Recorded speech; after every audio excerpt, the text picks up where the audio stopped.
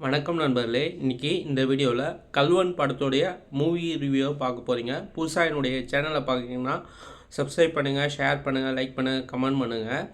கல்வன் படம் யார் யார் நடிச்சிருக்காங்க பார்த்தீங்கன்னா, ஜிவி பிரகாஷ், தீனா, இவானா, பாரதி ராஜா மற்றும் பலர் நடிச்சிருக்காங்க இந்த படத்தில்.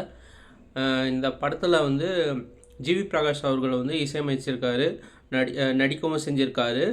இந்த படத்துடைய கதைக்காலம் என்னன்னு பார்த்தீங்கன்னா, சத்தியமங்கலம்ன்ற பகுதியில் இருக்க கிராமத்தில் திருட்டு சம்பவத்தில் ஜிவி பிரகாஷும் தீனாவும் வந்து 2 பேரும் சேர்ந்து திருட்டு சம்பவங்களில் ஈடுபடுறாங்க.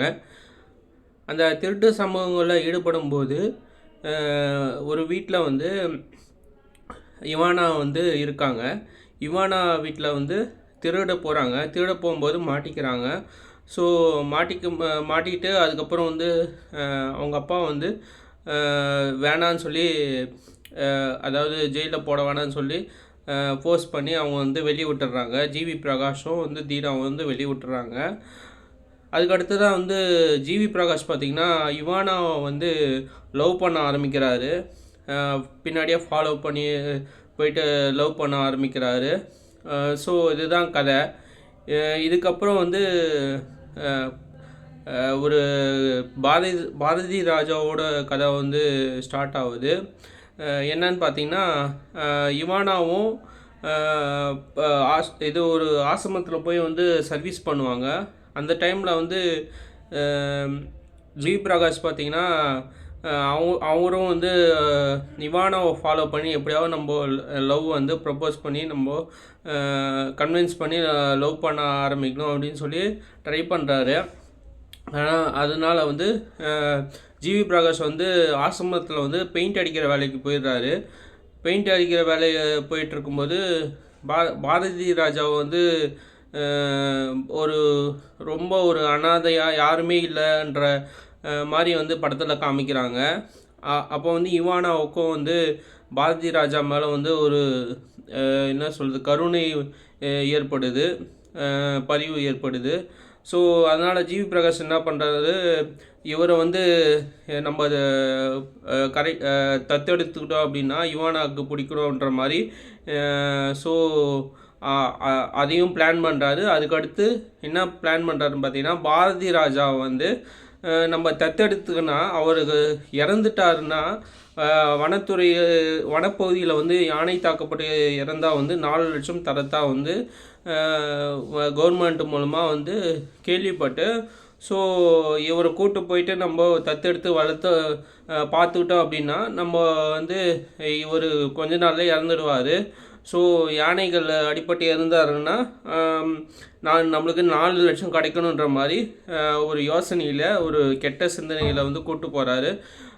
கூட்டு போயிட்டு நம்ம பாரதி ராஜாவை பார்த்துக்க முடியாமல் திணறாரு. இதுதான் செகண்ட் ஹாஃபில் வந்து கதையாக இருக்குது. அதுக்கப்புறம் வந்து பாரதி ராஜா பார்த்திங்கன்னா அந்த கிராமத்தில் வந்து நல்லா மிங்கிளாக வராது. எப்படின்னு பார்த்திங்கன்னா, ஒரு சிறுத்தை வந்து ஒரு குழந்தைய சாப்பிட்றதுக்கு நின்றுட்டுருக்கோம், குழந்தைய வந்து கொல்றதுக்கு நின்றுட்டுருக்கோம். அப்போ வந்து பாரதி ராஜா வந்து காப்பாற்றி அந்த சிறுமியை வந்து அவங்க பெற்றவங்கக்கிட்ட கொடுத்துடுவாங்க. இதுதான் வந்து அந்த கிராமத்தில் வந்து மிங்கிளாகிறதுக்கான, பாரதி ராஜா மிங்கிளாகிறதுக்கான ஒரு பெரிய காரணமாக இருந்தது. இந்த படத்தில் வந்து நாய் நல்லா வந்து ஒரு ப்ராக்டிஸ் கொடுத்துருக்காங்க. யானைகளுக்கும் நல்ல ஒரு அனிமேஷனாக இல்லை உண்மையான யானையான்னு தெரில, யானைகளும் இருந்தது. கடைசியாக வந்து சிறுத்தையும் இருந்தது இந்த படத்தில். விலங்குகள் அதிகமாக காட்டப்படலை. விலங்குகள் வந்து கடைசியில் தான் வந்து செகண்ட் ஹாஃபில் தான் விலங்குகள் வந்து இருந்தது. படம் முழுக்க ஃபஸ்ட் ஹாஃப்லாம் வந்து கொஞ்சம் லேகிங்காக இருந்த மாதிரி தான் தோணுச்சு. எப்படா படம் முடியுன்ற மாதிரி தான் இருந்துச்சு. செகண்ட் ஹாஃபில் வந்து கொஞ்சம் ஓரளவு பரவாயில்லன்ற மாதிரி இருந்தது. ஆனால் அது ஒரு டிஃப்ரெண்ட்டான கதைக்களம். கிராமத்தில் வந்து பாரதி ராஜா வந்து எப்படியாவது கொண்டுட்டு நம்ம காசு நம்ம வாங்கணும், வனத்துறை மூலமாக வந்து நம்ம வந்து காசு வந்து வனத்துறை மூலம் 4 லட்சம் கிடச்சிருச்சு அப்படின்னா நம்ம லைஃப்பில் செட்டில் ஆகிடலான்ட்டு ஜிவி பிரகாஷும் தீனாவும் பிளான் பண்ணுறாங்க. அதுக்கடுத்து வந்து இவானாவை வந்து லவ் பண்ணி நம்ம கல்யாணம் பண்ணுறன்ற ஒரு முடிவில் இவரை வந்து நம்ம தத்தெடுத்துக்கிட்டோன்னா அது மூலமாக இவானாவும் நம்மளை லவ் பண்ணுவாங்க அப்படின்றனால அது ஒரு பக்கம் ஒரு லவ் போயிட்டுருக்கு. ஸோ இதுதான் வந்து கதையாக இருக்குது. கடைசியில் வந்து பாரதி ராஜா என்ன பண்ணாங்க, பாரதி ராஜா வந்து செத்துட்டாரா இல்லை இருந்தாரா என்றது தான் கதையாக இருக்குது. ஸோ இந்த கல்வன் படம் வந்து ஓவராலாக பார்த்திங்கன்னா ஒன் டைம் மாசல் மூவியாக தான் இருக்குது. பெரிய அளவில் கதைக்காலம் வந்து பெரிய அளவில் இல்லை. ஸோ இதுதான் இந்த கல்வன் படத்துடைய முழு கதை. இந்த வீடியோ பிடிச்சிருந்தா கண்டிப்பாக லைக் பண்ணுங்கள், ஷேர் பண்ணுங்கள், கமெண்ட் பண்ணுங்கள் நண்பர்களே. நன்றி நண்பர்களே.